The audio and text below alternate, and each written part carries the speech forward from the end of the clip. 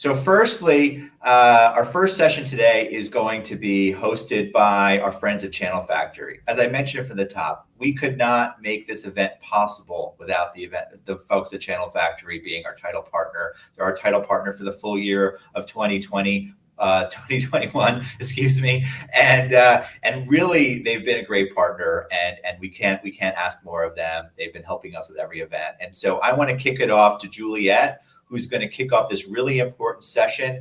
As I mentioned earlier, what does it mean to be proactive in the areas of diversity, equity, and inclusion? It's easy to sit back and let things come to you, but it's way harder to be proactive and to make a difference. And that's our goal here. And we want to hear how other people think about that.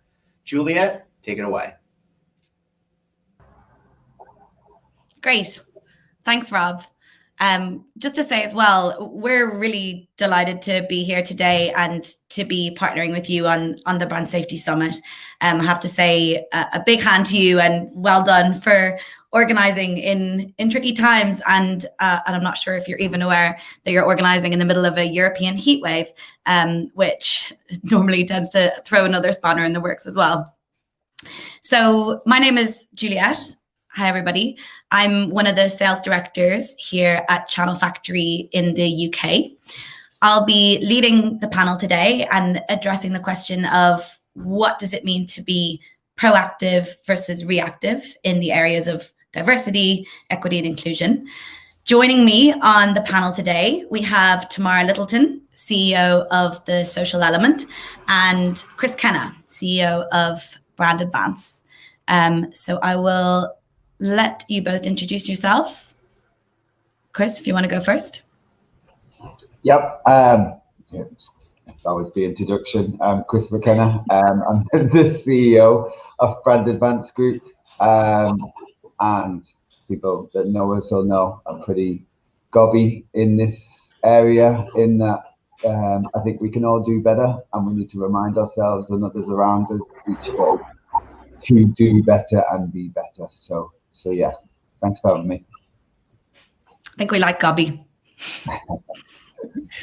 And hello, I'm Tamara Littleton. I'm the CEO and founder of The Social Element, and we're all about helping brands have a genuine human connection with their consumers. And we work with amazing brands like Peloton, Nissan, Oreo cookies, and Dr. Pepper. And I'm also the co-founder of a company called Polpeo, which is a crisis simulation platform where we simulate brands being attacked on social media so they can actually rehearse their response. And it has live role players in the background, and it's awesome. Great. So yeah, today in this session, we're going to talk about diversity, equity, and inclusion.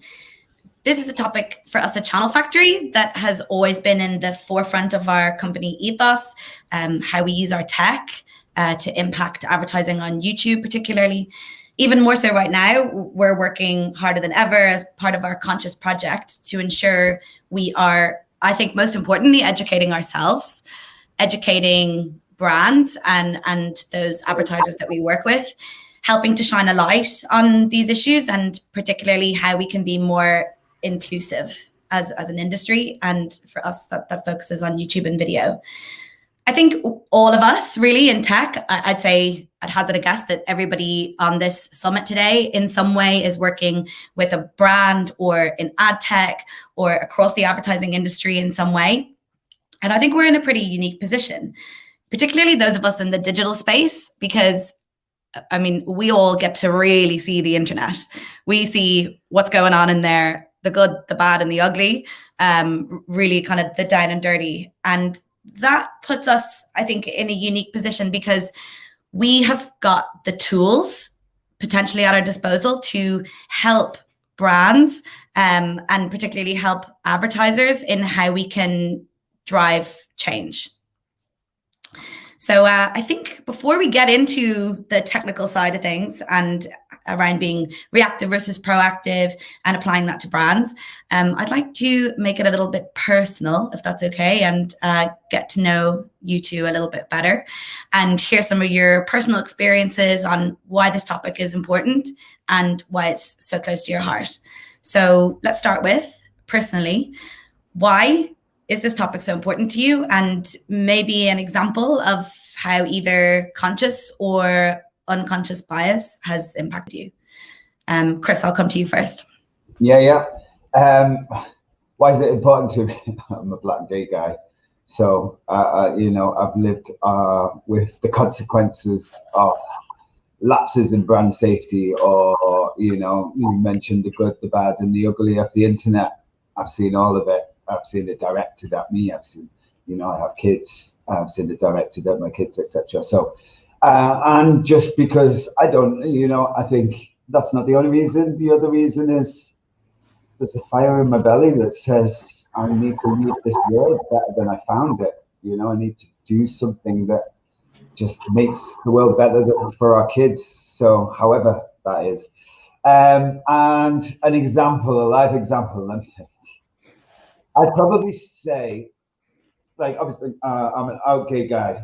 Did come out until I was 26, but I'm out gay. I've been on lots of pride marches around the world, but I've never marched for my colour until obviously at the beginning of COVID and Black Lives Matter, and there was just something sparked that said I wanted to sort of get out there and be counted, stand up for what I believe in. So I marched on Black Lives Matter march, started at Leicester Square and went down, right through town. And I live streamed it. Me and my partner, Dean, we live streamed it. And then sort of halfway back, because you're not going to hold your phone in the air for that long. So I sort of stopped and then did the other hour and a half. By the time I got back to traveling home and looked at my Facebook, there was so much stuff, like where it's like, why are you marching with them NIDDERs and stuff like that, but on my own personal Facebook. So yeah, I think that was probably the most direct, and then I live with the consequences of underprivilege of my skin color. I'm a privileged guy, don't get me wrong, but skin color, and then the attacks on the LGBT community and stuff like that as well. But yeah, that's a personal one. I hope it came out all right. I'm a waffler. But yeah. No, that was great. It's great to hear a personal experience like that, Chris. Tamara. Yeah, it's a really good question, and I think as an agency leader, and as a woman, the microaggressions that you get as a woman, they go through your career. They start to decrease when you're running the show, when you become a leader, but they never go away. And I think interestingly as well, as an out lesbian leader, the slightly different microaggressions, like for example, going to sort of networking events when we were allowed to all kind of meet each other in person, I'd often get mistaken for other lesbian agency leaders, because obviously there are only a couple of us, and it just makes me feel very othered. It kind of puts you in a box, but it's these small little moments, and I think that sense of being othered, I feel so passionate that in my agency I want everyone to be able to bring their best self to work, and for it to be an inclusive environment. But I'm, much like Chris, I've got a fire in my belly about what can the industry do to change, and how can we all move the needle. Yeah, I mean, for me personally as well, I can definitely relate to obviously being a woman in a very male-dominated industry. I mean, to go super into the personal for even just today, anyone with sharp eyes will notice that I was not on the original lineup. And so, being asked to step in, my first thought was, as a young woman, will I even be taken seriously? Like, will this panel even take me seriously? Will my voice and position make me seem like I shouldn't be taken seriously? But Chris, you actually said something this morning when you said that all of us have experiences and all of us have stories, and all of them are important. And yeah, I think that's definitely a point to be taken seriously as well. 100%. So yeah, exactly. So let's apply it to the professional. If we have a look through the business lens, I'd like to start with the question, in tech, in advertising, would you say there is bias in AI and technology? Tamara, I'll come to you first on this one. Sorry, Chris. Yeah, I was just going to say, I mean, it's not my specialist area into the actual sort of the coding side of things, but we get to see, because my team are on the front end of working on campaigns, talking back to consumers. We get to see so much, but yeah, absolutely there is bias. I mean, you only have to read Caroline Criado Perez, Invisible Women, and how everything has been sort of created for men in mind. But also, I think it was in 2019, there was this some data that came out that around 200 million people in the US had been interviewed, and this algorithm had basically, it was all to do with hospital care. And it essentially meant that there was a bias towards white people getting better hospital care than black people because of the algorithm that had been set up. And so there are a million different examples. So yeah, absolutely. Yeah, definitely. And Chris, what about you? How would you reflect that in our industry? I would say there's two main things for me. One is, where is this all written? It's written by straight white guys in the middle of Silicon Valley. That's where it's where anything else is false. That's where it happens.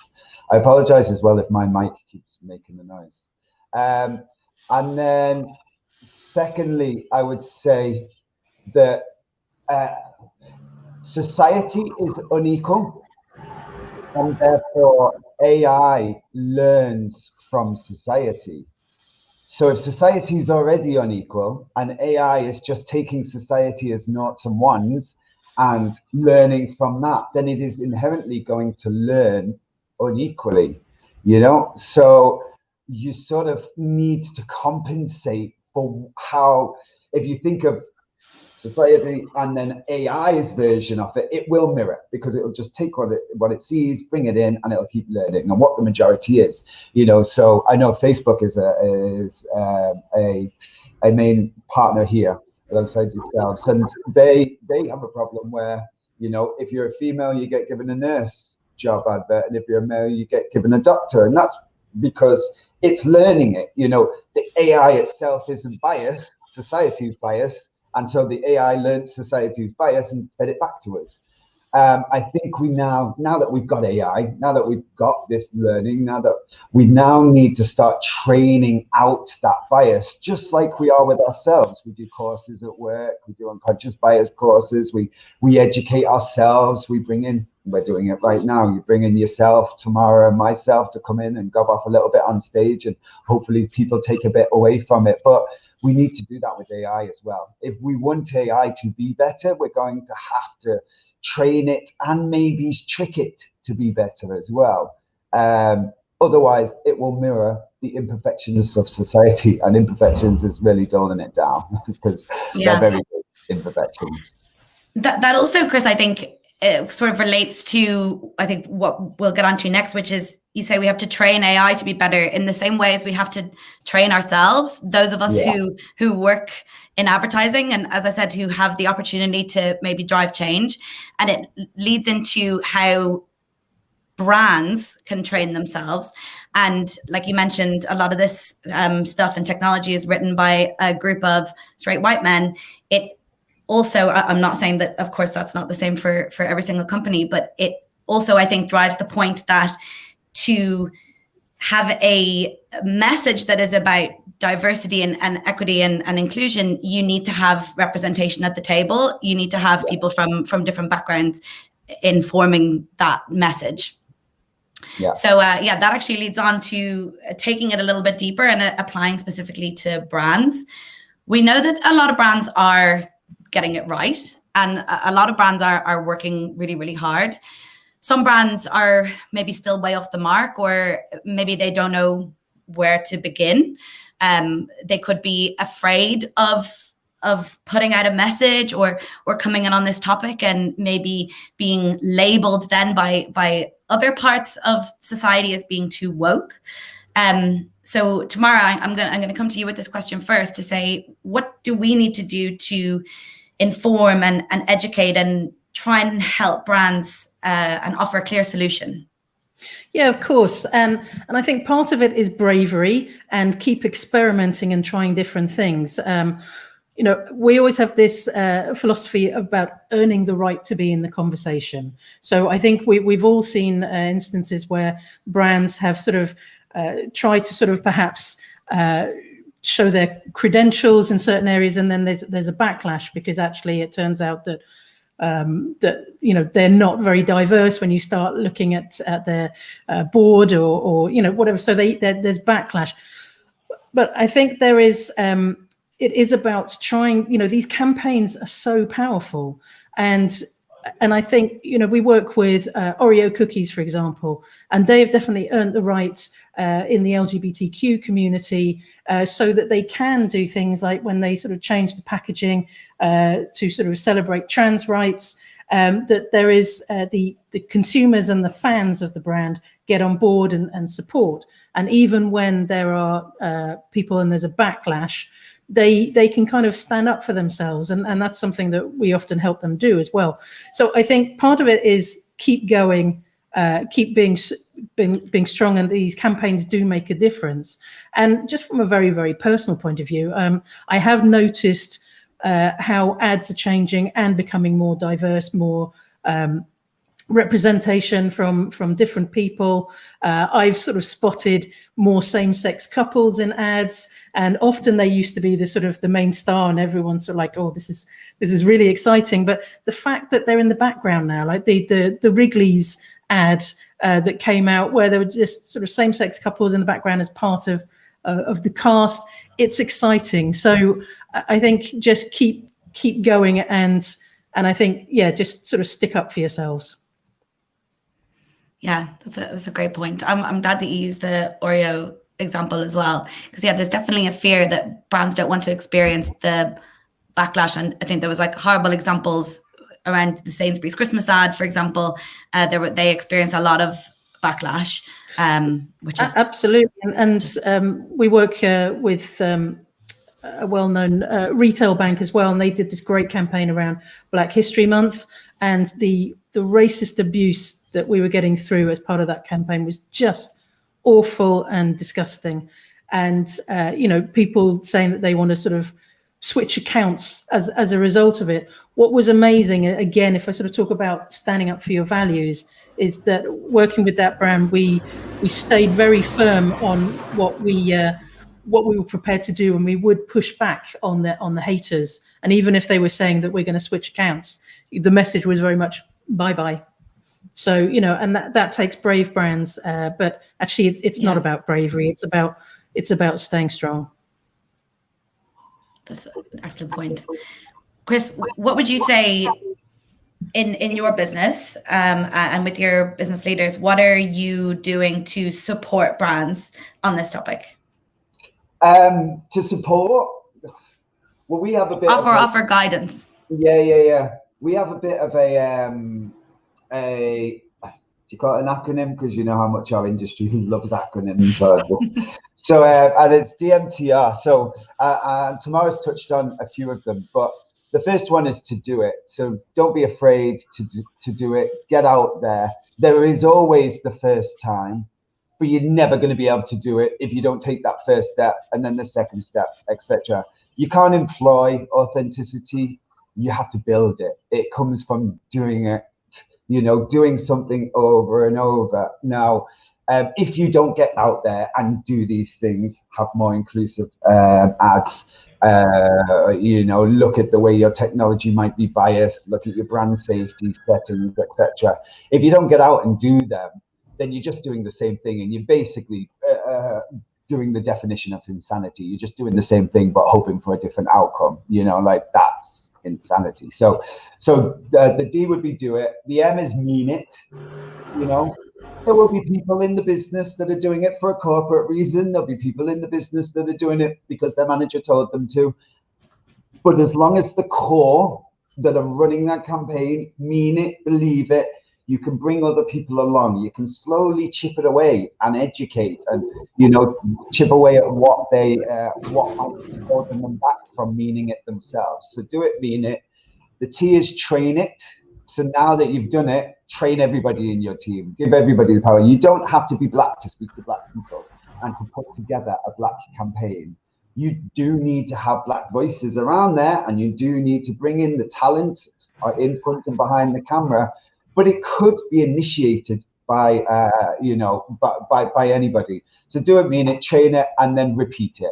Everything we just said, do it again this year, next month, next year. Don't just do Pride at Pride Month. Do it every month, because we are gay and lesbians all year round. I'm black all year round. So it doesn't wash off. So let's continue to talk to me through these mediums. But yeah, DMTR, do it, mean it, train it, repeat it. DMTR. That's a great takeaway. So then I suppose kind of future gazing to try and throw it forward. I mean, this is a very important topic at the moment. And it's definitely one that's close to a lot of brands at the moment, and everybody's trying to do better. But to follow from what you were saying, Chris, it can't just be a tick box right now and something that we look at right now and then hope that it's kind of gone. Yeah. What do you think then, looking at the next 3 to 5 years, what needs to happen to make a true impact? Because that's maybe how long it could take. Is this open to other artists? I'll be really quick, Tamara. Okay, go for it. If you don't do it, you're not going to be around in 3 to 5 years. God's honest. Right. If you don't take this forward in any way, you don't have to do DMTR. You take a bit of what everybody's saying on this topic, but if you don't do it, you ain't going to be here anymore. That's the top of it. And Tamara? I would say measure. We're working with Creative Equals. They're absolutely amazing. So they've audited how good we are as an agency. And then we have sort of, plans of how to be better. It's actually remarkably simple. You can see the journey you're going on how to be better. But also we have to stop talking and actually do action. I mean, in the same week that there was this huge, awful racist attacks following the England game, that same week, Zoe Skayman released Mad Men, Furious Women, an incredible essay on her experience in the industry of the abuse and misogyny, and then lots of sort of input from other women and what they're sort of seeing. And Cindy Gallup has been talking about this for years and trying to sort of get agencies and companies and brands to stop hiding behind NDAs and silencing women. We can't just keep talking about it. We have to take action. Yeah, absolutely. The time is now. So I'll jump in for a second. Firstly, let me say, Juliett, magnificent. And don't for a second think that you were not right for this. You were 100% right. So really, really great job, Juliett. Thanks, Rob. Yeah, you're welcome. You're welcome. And just a couple of comments. There was just some really great nuggets out of this session that I want to kind of go back to. Chris, you said something that I've already tweeted, by the way. You said if society is unequal, then the AI will also be unequal. And we're going to have to train it to be a little more equal, or trick it to be a little more equal. I think that's also the other side of it. How do we trick it? Yeah. It's, again, I'm getting back to what I said from the top. How do you be proactive? Let's look at this session, right? We are, 25% non-white in this group, right? The industry is, the population demographic in the U.S. is about 75-25. The industry is about 85-15, I think, at last count that I heard. So we're going to have to continue to be more proactive. Because I think, tying to what you said, Tamara, as well, it's great to be brave, but how do you stay strong, right? How do you stay the course? So how do we combine those two thoughts together, right? How do we stay the course? Because again, we're trying, but we're not there yet. I mean, we have to get our own houses in order before we can do anything. So it all starts with our own companies. And so I think that is a good place to start. Yeah, Chris, I can add. you told me. So I just want to interrupt you real quick. I'm going to put a couple of words in your mouth to let you go off.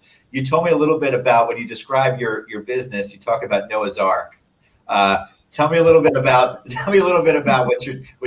what I'm referring to there. Just that, our diversity is two of everybody, and that's really, it's not by just going for a certain demographic, but when it starts with the black gay guy, and then 6 degrees of separation leads to other, and when you start the foundations well, then diversity is easy. The inclusion is the bit that we've worked on. The diversity was easy. Yeah, I think that's right. I think that's right too. I think it's the inclusion that, and so we'll continue to keep doing what we're doing. We'll continue to keep this conversation in the forefront as best we can and continue to be proactive. So thank you all. I really appreciate this session. Great job, all of you. And keep up the good work, and we're with you. We're fighting along as well. Thank you. Great. Thank you, Rob. Thank you. And thank you to Channel Factory. Now on to the next session. Just push next. And Kat is going to pick us up in about 30 seconds with TikTok.